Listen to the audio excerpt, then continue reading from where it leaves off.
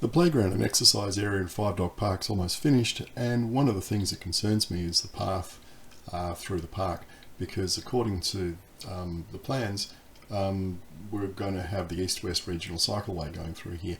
Now if you compare these two pictures, you can see there's a significant difference in the width of the path between the one on the left and the one on the right.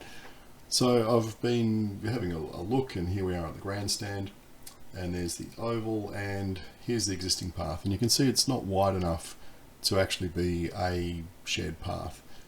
You really struggle to get two cyclists along here side by side, and it's obviously going to have to be widened. And in one of those overhead maps, you can see that the path on the right would go all the way up to those stone blocks, and look, it's going to be a great playground, there's no doubt about it, it's looking pretty good.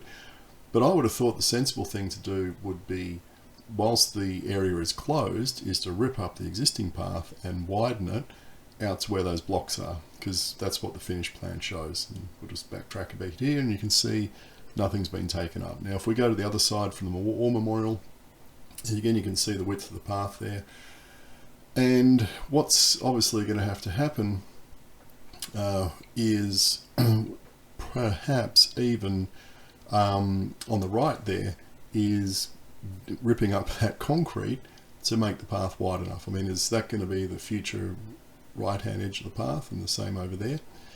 I just think it would have made more sense to have pulled the path up now while the site's closed and widen it to the appropriate width, than closing the site later on to go back and redo all this work.